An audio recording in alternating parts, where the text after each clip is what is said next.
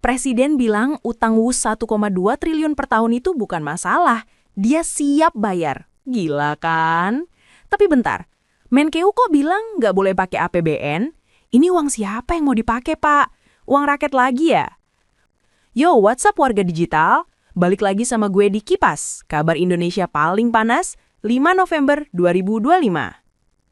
Gini guys, hari ini kita nge-spill drama paling panas soal uang rakyat dan ketimpangan. Pertama, soal kereta cepat Wush. Presiden Prabowo tegas banget.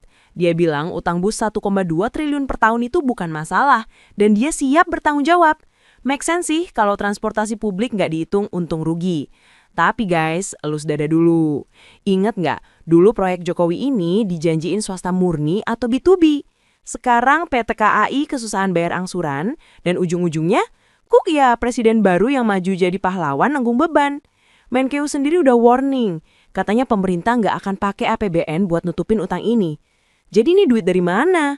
Kan kereta cepat udah trending banget di X. Pertanyaannya sama, gimana skema bayarnya kalau bukan dari APBN? Jangan-jangan diputer lagi dari kantong kita yang lain. Kedua, sambil main blown soal WUS, di ruang politik ada drama lain yang bikin capek. DPR lagi ributin soal rencana pemberian gelar pahlawan nasional buat Soeharto dan Gus Dur. Kader PDIP Yasona Lauli sampai bilang ini harus dikaji ulang karena pro kontra Soeharto itu tinggi banget, terutama soal pelanggaran HAM berat dan semangat reformasi 98.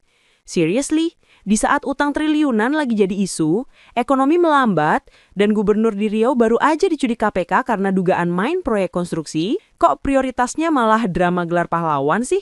Apakah ini cuma pengali isu biar kita lupa sama masalah yang nyesek di dompet? So, let's connect the dots.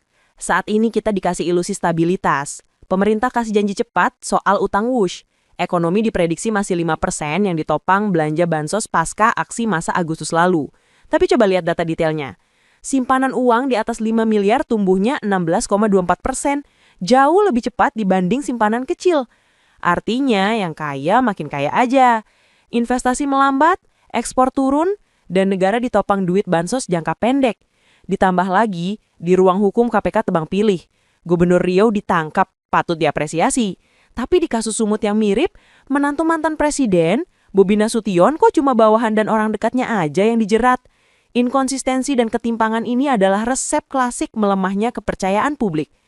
Mereka mau kita tenang dengan solusi cepat dan drama politik biar kita nggak fokus ke akar masalah yang bikin kita semua susah. Menurut lo, janji presiden nombok utang WUSH ini beneran worth it atau cuma janji manis yang ujung-ujungnya kita juga yang bayar? Tulis opini kritis lo di kolom komentar. Jangan lupa, jadi anak muda itu bukan berarti cuek. Justru kita yang harus paling berisik dan berani make a difference. Untuk update setiap harinya, langsung aja follow Kipas News dan subscribe channel kita di YouTube ya. Gue cabut dulu, stay aware, stay critical. Peace out!